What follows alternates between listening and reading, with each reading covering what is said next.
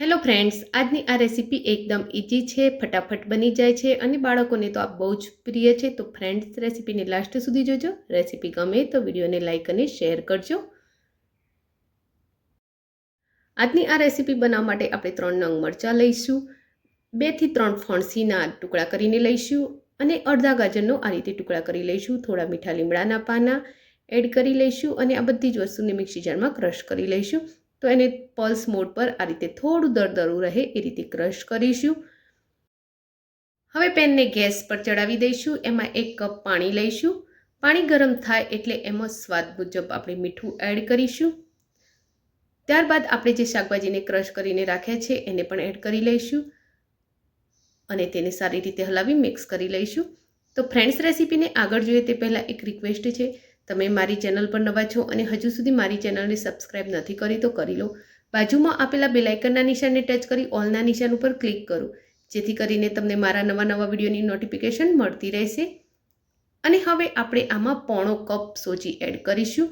1 cup આપણે પાણી લીધું છે તો એનાથી થોડીક ઓછી આપણે એમાં સોજી એડ કરીશું અને તેને સારી રીતે હલાવી મિક્સ કરી લઈશું અને એને થોડી વાર માટે આપણે ચડવી લઈશું.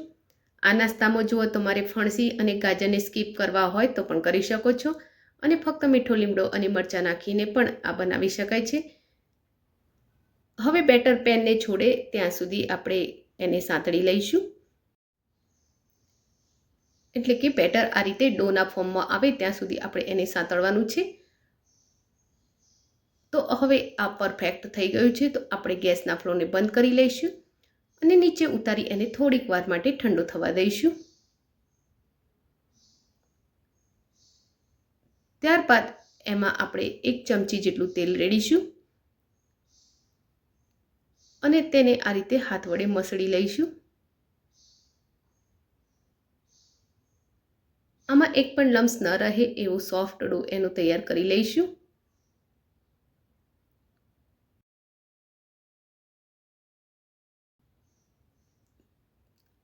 હવે આમાંથી આપણે બોલ રેડી કરવાના છે. તો એના માટે હાથને સહેજ તેલવાળો કરી લઈશું અને નાના લીંબુ સાઇઝના બોલ આમાંથી રેડી કરીશું. તો બોલમાં કોઈ પણ ક્રેક ના રહે એ રીતે એના બોલ રેડી કરીશું.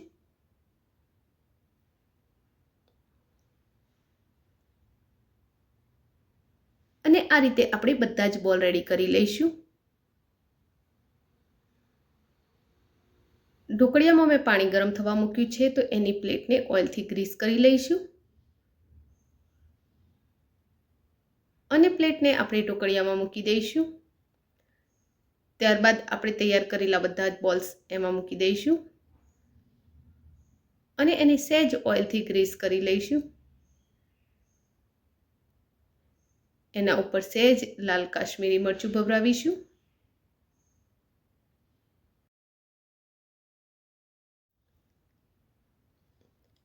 ત્યારબાદ એને ઢાંકી અને બફાવા દઈશું. તો બસ એને 3-4 મિનિટ માટે જ ફૂલ ગેસ પર બફાવા દેવાના છે.